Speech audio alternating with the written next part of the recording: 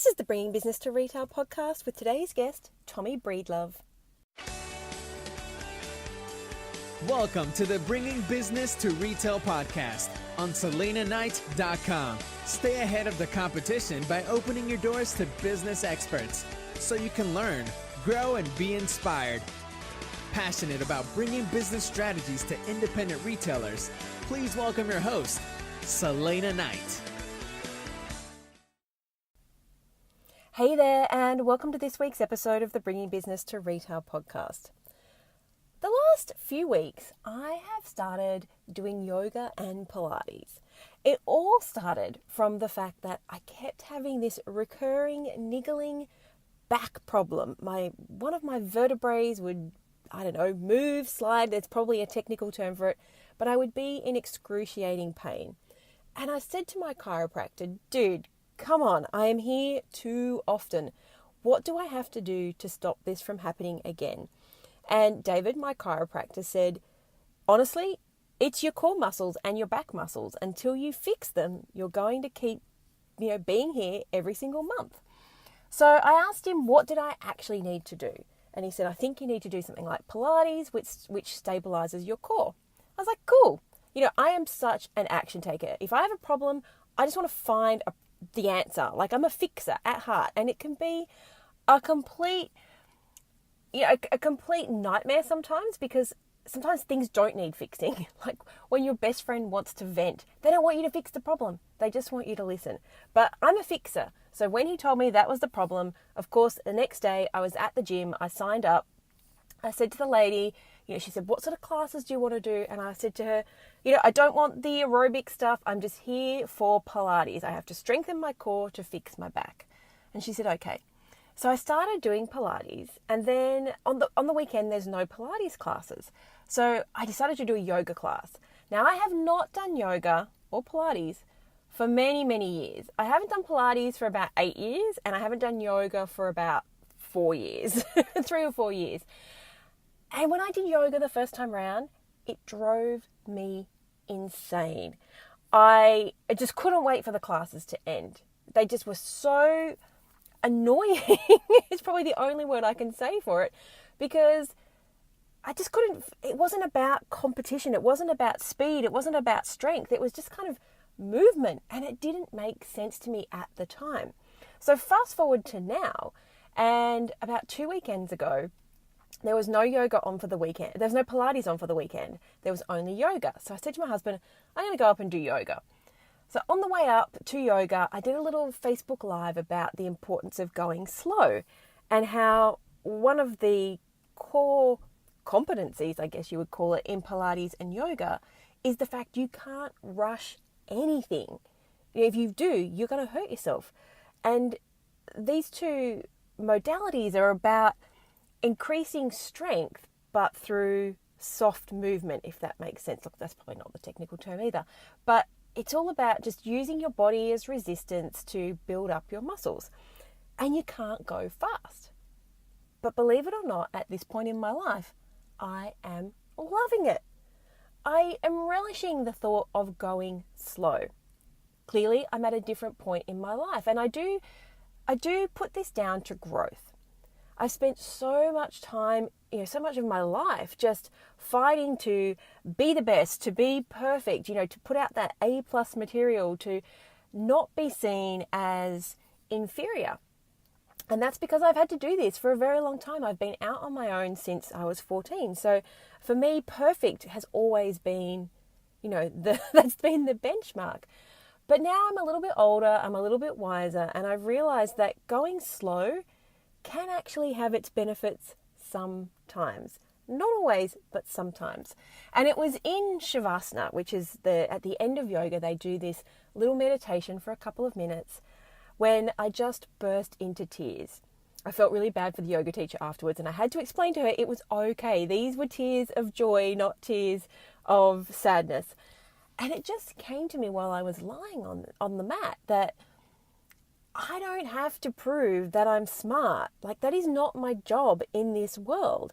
My job in this world is to help people like you to grow, to get to the place that you want to be, whether that's financially, whether that's personally, whatever that looks like for you, it's my job to help you, inspire you to take the right action, to focus, to set goals and take the action that you need without burning out to get to the end result. And it was just like a moment of clarity. And this is so perfectly timed for today's episode with Tommy. Now, speaking of all this openness and growth and moving to the next level, I just wanted to let you know that my doors for one-on-one coaching are opening this week. I only open them a couple of times a year, so if you're looking for somebody to be there by your side to help you grow, to take you to the next level, then head on over to selenaknight.com/coaching and you can see if there's anything there that suits you. Now, entry is by application only. I need to know that you're ready to commit to grow. So if you think that working with me is something that will help your business go to the next level, then head on over to selenaknight.com/coaching. I'll pop a link in the show notes as well. You can see what's on offer. And if you think any of those look right for you, click the application form, put your information in, and if it all looks good, I'll give you a call and we can go from there. Okay, so let's jump into today's episode with Tommy Breedlove. Hey there, and welcome to this week's episode of the Bringing Business to Retail podcast. Today's guest this week is Tommy Breedlove. Now, Tommy chose to leave a very lucrative international financial consulting career to follow his calling to help others with the same securities and struggles he faces every day as a leader and as a man.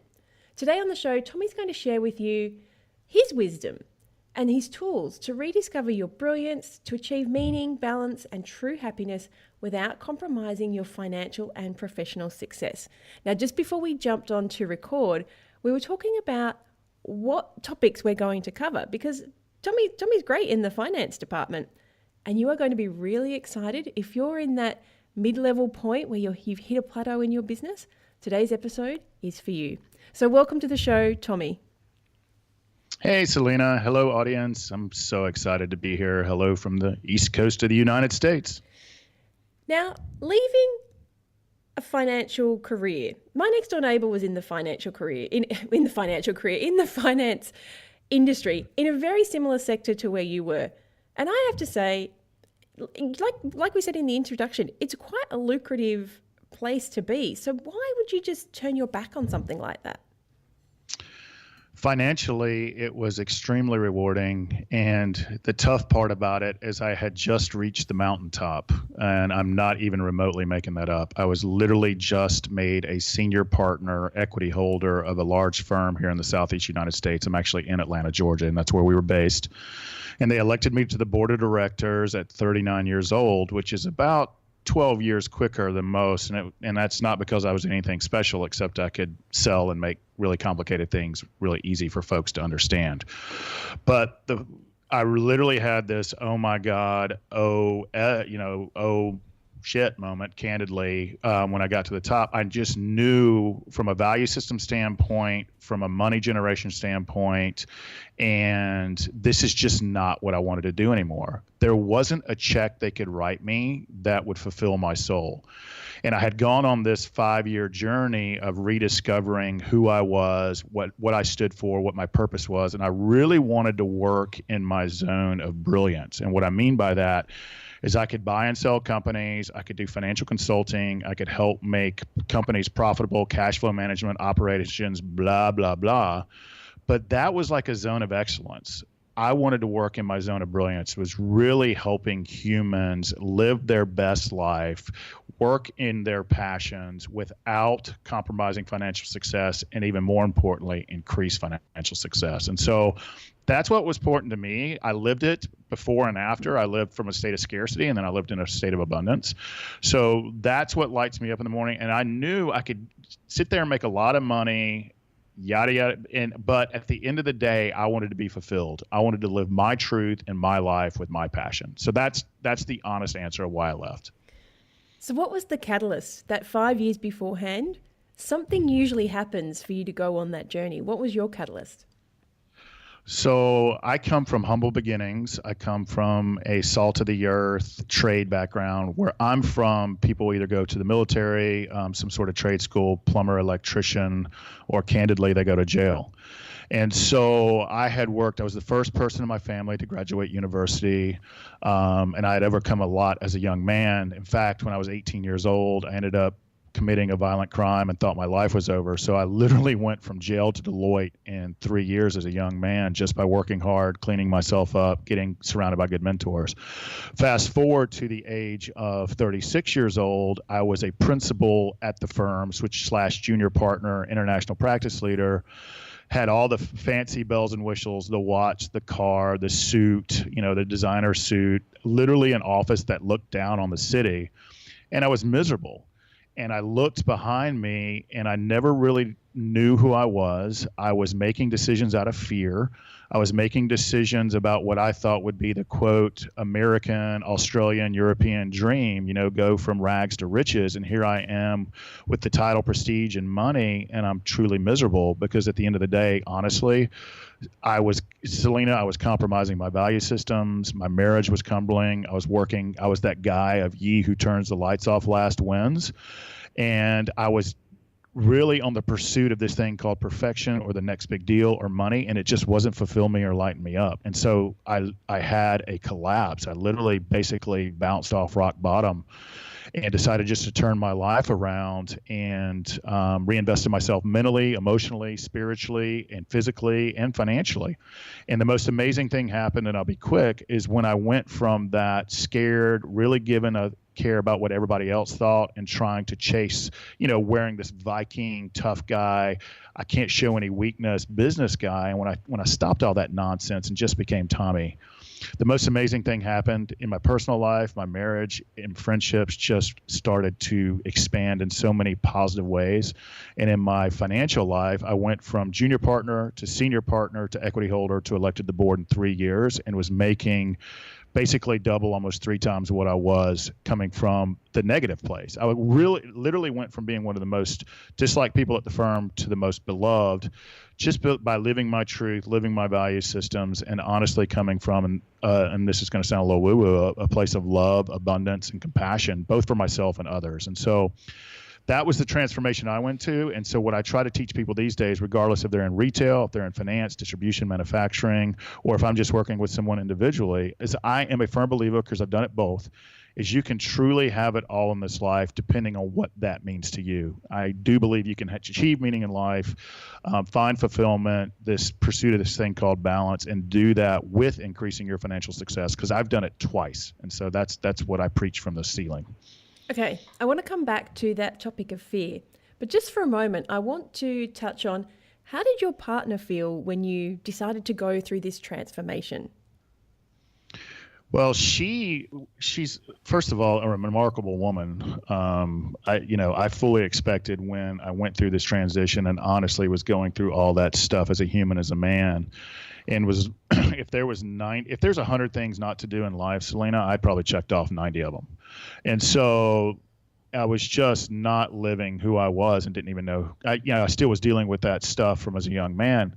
And when I went through this transformation and just said, I don't know who this is, and her name's Heather. Heather, I don't know who this is, who this human is, but I don't like him, and I want to find out who I am. She was 1,000,000% supportive, because she knew that I was working at being a better human, a better person, really finding my heart space and really overcoming a lot of things to be the person I was always meant to be. So she was so supportive of the transition, because I think she knew how it was at the time, and she always has said to me, she knew what it could be.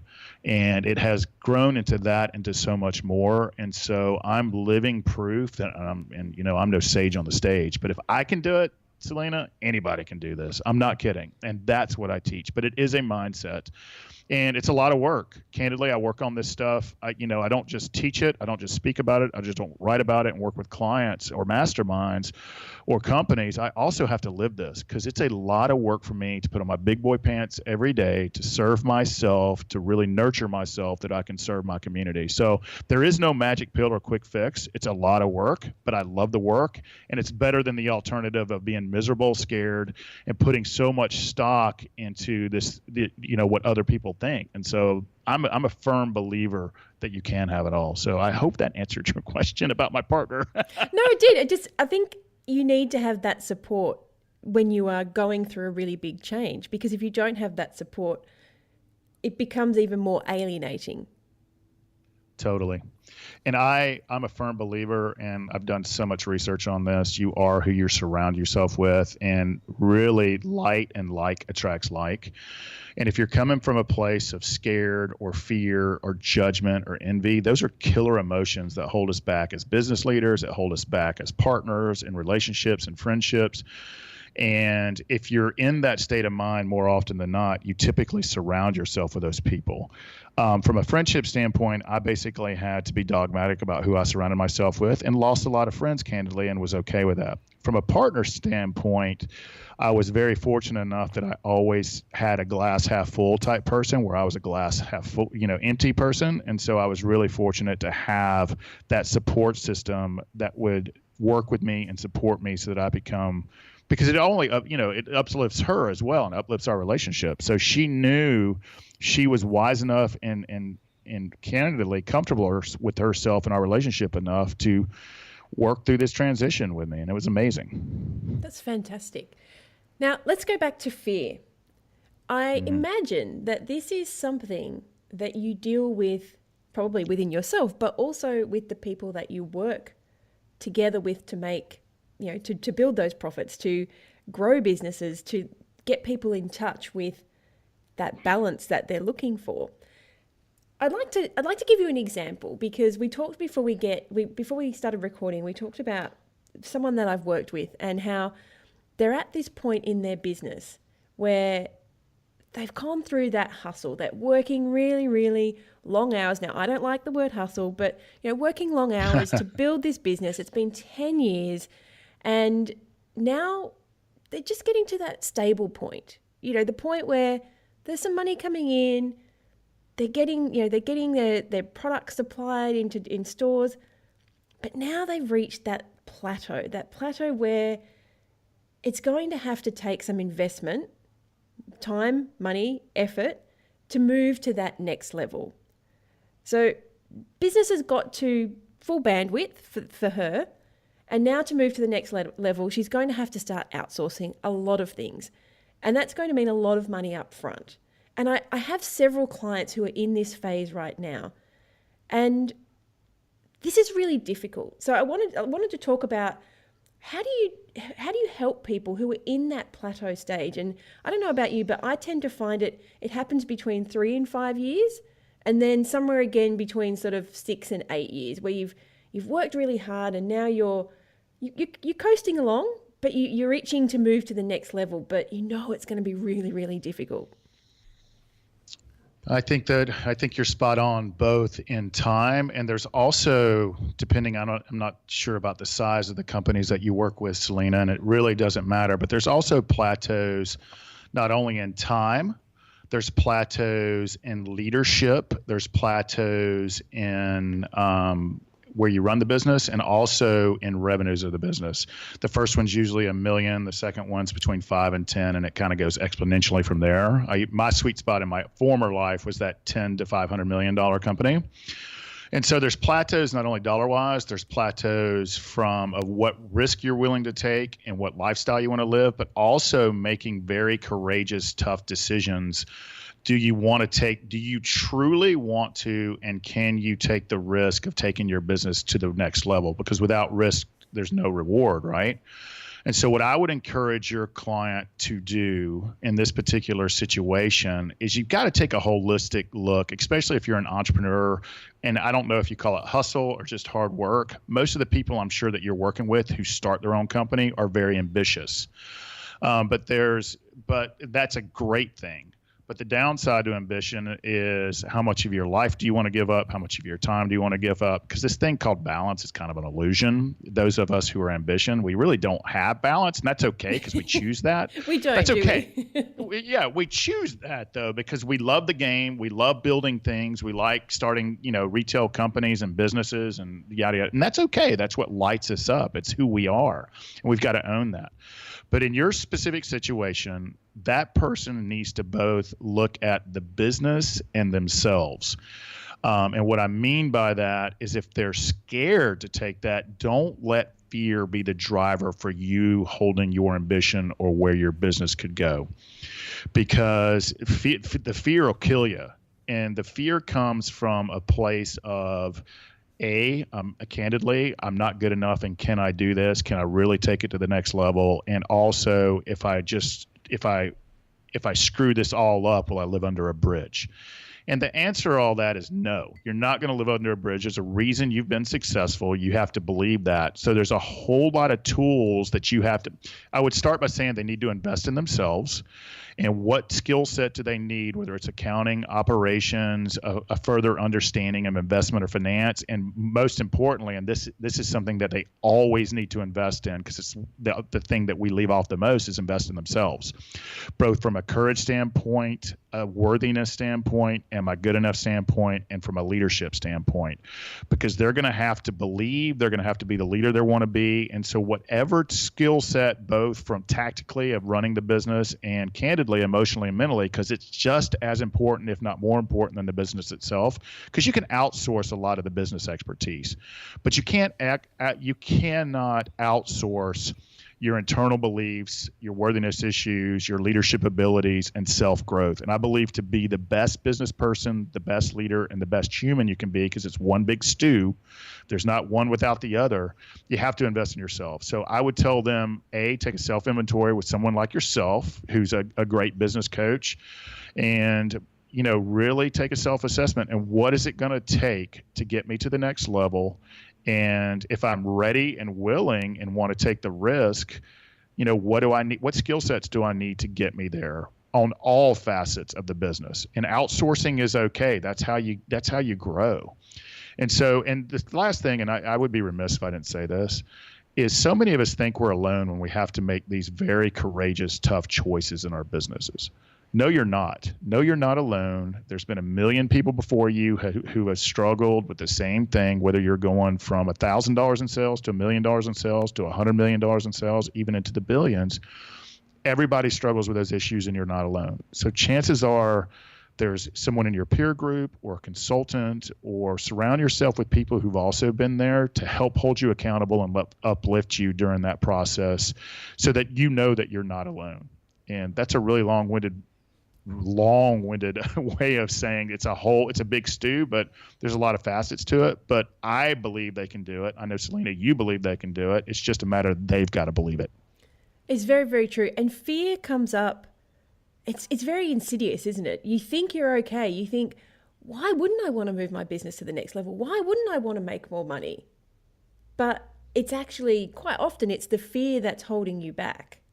So how do you deal with, let's give us an example, because there's a pretty good chance that not a lot of the listeners are doing $10 to $500 million. So tell me what you would do. You've dealt with big retail stores. You've you've worked with some major corporations. How do you tackle this situation for them, this plateau, moving to the next level? What do you do? What do you go in and say when seemingly they have all the resources they need in order to go to that next level?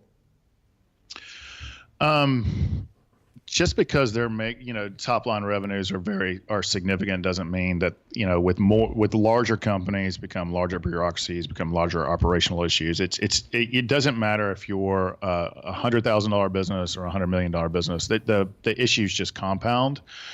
And so from a resource standpoint, let's keep it. If you said most of your businesses aren't, let's stay, because I also in my former life have represented a lot of retail stores who are in that $100,000 to $500,000 US, and their bottom line, because they're just getting it built up, it's sometimes they're profitable, sometimes they're not profitable, and cash flow is also always an issue.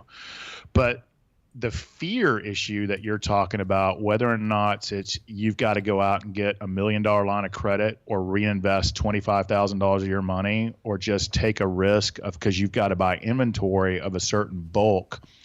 The fear is inherent because of something in you, in your past, that's not related to the business at all. There's some sort of anchor. And here's the truth. We as human beings, I am a business financial guy. I love the game, but again, it's one big system. We're one big stew. And so if there's a fear of taking that risk to double down on your investment, if there's that fear of knowing I've got to buy X amount of inventory, or it's all coming from a place of scarcity. And so you've got what I take a holistic approach to the financial process and really dig in emotionally and mentally and figure out where it is. And I'm not a psychologist. I'm not that. And I'm not this guru, but I've walked this walk with them. And so what we've got to do is figure out what is in their story, or what is in their background, or what is in their systems that is driving them to come from a place of, I can't do it, I'm not good enough, I'm scared, and I think I'm going to lose it all. And we've got to truly conquer that. And there's a lot of tools and systems and other things we can put in place, and accountability, candidly, so they can overcome that. So to me, it's not a business issue. Because you're right, fear is insidious. We have it in our families, we have it in our relationships, we have it in our businesses, and it doesn't go away. And we all have it. Again, you're not alone, but you've got to have the courage to work with somebody. And I'm not talking about go to a psychologist. I'm not, there's a lot of different ways you can get involved with masterminds. You can hire a coach like yourself, Selena, or you can hire a coach like me, or you can, read books to help you overcome, the self-confidence and other issues to get, Think and Grow Rich by Napoleon Hill, a great book on overcoming insecurities and the 6 deadly fears, as he calls it. There's just a lot of tools out there to help you do that, because it's probably not a business issue if you're growing and scaling. And if you've come to the place to where I've got to make a courageous big decision in my business, celebrate that. Have gratitude for that, because you've clearly got the gusto to get you there. Now just double down, invest in yourself emotionally and mentally to help you be the best leader and business person, and so you don't let that fear anchor you down. Okay, there was a key there to what you just said. In case people missed it, you did not say double down and work harder. You did not say double down and put in more effort. You said double down and invest in yourself. Always. And I think Always. That's where a lot of people get stuck. And I'll put my hand up. That was me. You think if you just work more hours, you'll make more money.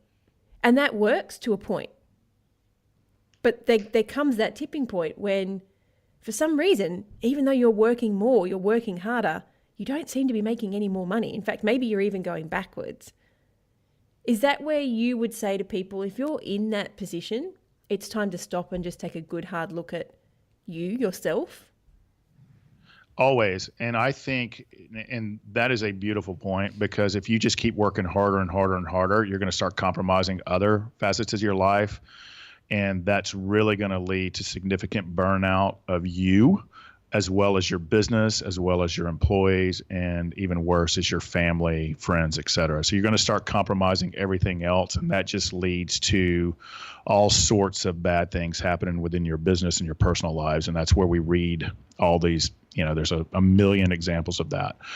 So the truth of the matter is we invest in the stock market, we invest in our inventory, we invest in our families, but for some reason, we as human beings, we don't like to invest in ourselves, and it's the first thing we compromise. And I'm talking about on all facets of your life: physical, mental, emotional, and your financial and business. You've got to have them. And it's constant work. There is no magic pill, and you've constantly got to be reinventing yourself. And so sometimes as a leader, It doesn't mean you have to give up control of your business or ownership of your business. Sometimes there's just better leaders to take us to the next level. That doesn't mean you still can't control the ownership of the company and be heavily involved and work in your zone of brilliance, whether that's sales, inventory management, human beings, whatever it might be. But sometimes investing yourself means also putting your ego aside and bringing someone else in to take you to that next level, whether it's internally or externally. But going back to your specific question, to live a true, happy, meaningful, purposeful, driven life where financial abundance, relationship abundance, positivity, happiness, and that happiness is a pursuit. There's no end game or goal there. Balance is a choice, and there's all sorts of debates on that. That's another discussion.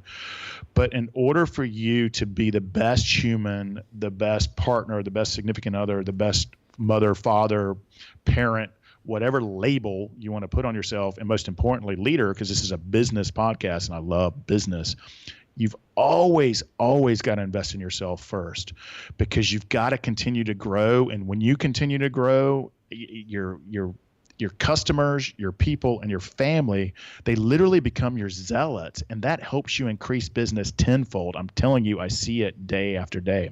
So it's so critical to constantly be doubling down, not only on you, but your leadership skills and your emotional and mental skills too. It's everything.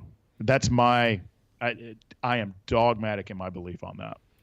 That's something we didn't touch on a little bit earlier, but I find that when people hit that plateau, no matter where it is, no matter what dollar number it is, how many years in business, that spark goes. And you were just saying, when you invest in yourself and you get that passion back again, it's felt by everybody. And honestly, guys, if you're having one of those days and you're in a physical shop, or even if you're in an e-commerce store, go and clean the shelves. Go and just move things around, because that energy... Totally. Do you find that just anything, just some kind of movement, some kind of change actually changes up the whole energy within yourself and within your customers? Do you find that? Completely agree. Completely agree on all fronts on that. Is you've got to be willing to change. There's a reason you started this business.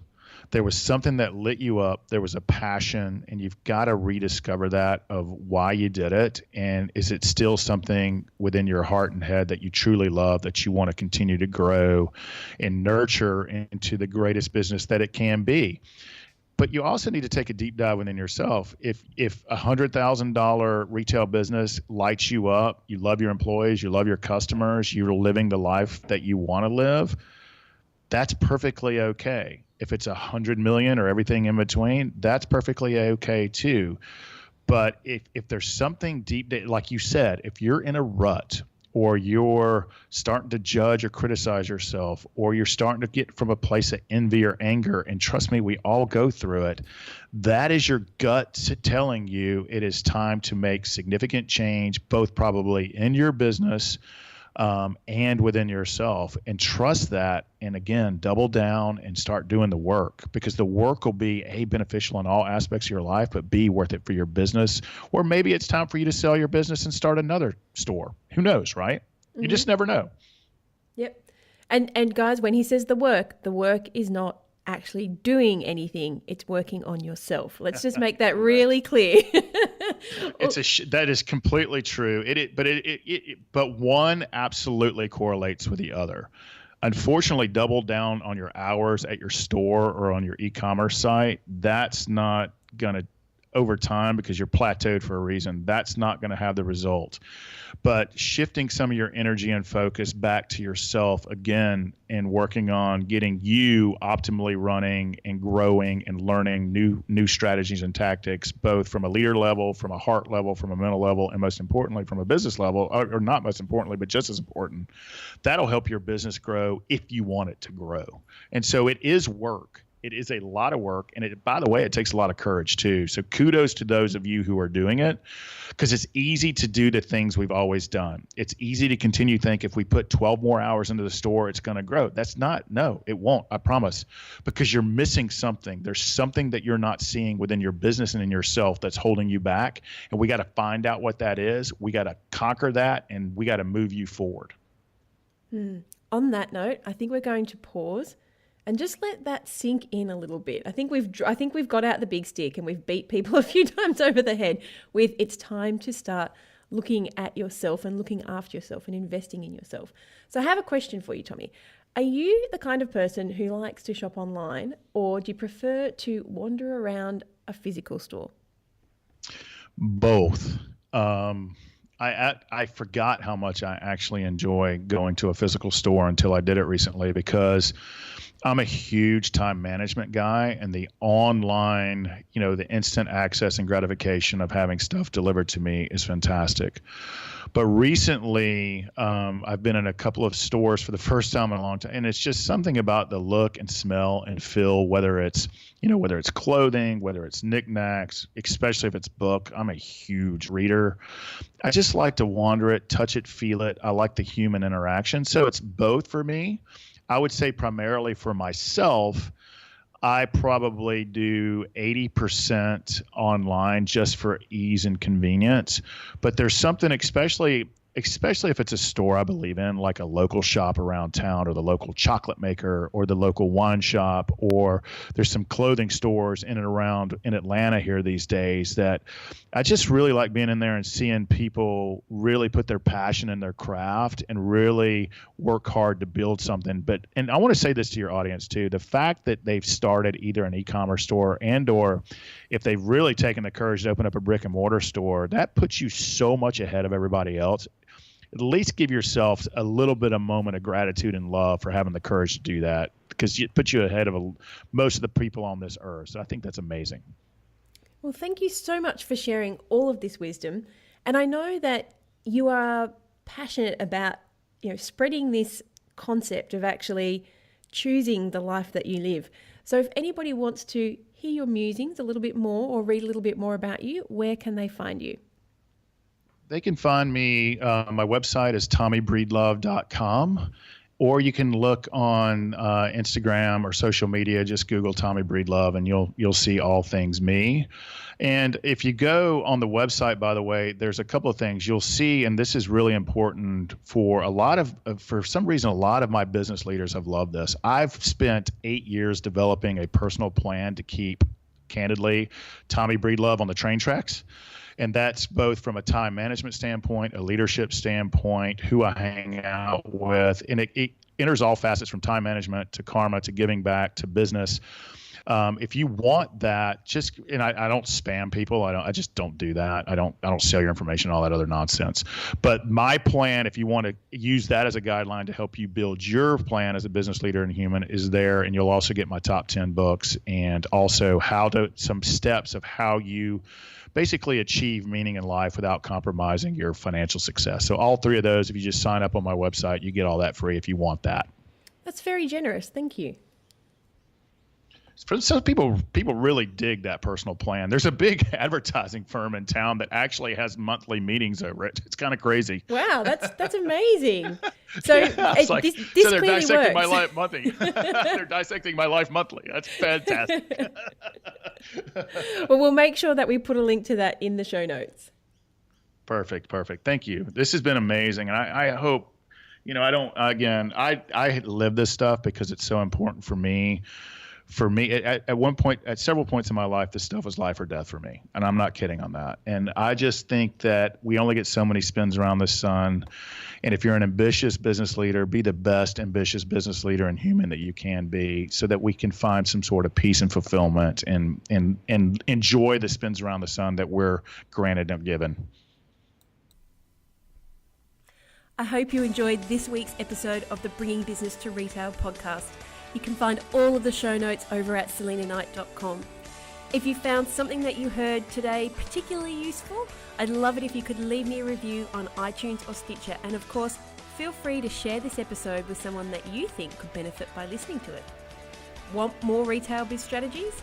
You can watch the Bringing Business to Retail TV show, where each week I'll answer a question or provide you with a simple, actionable retail biz strategy that you can implement in your business right away.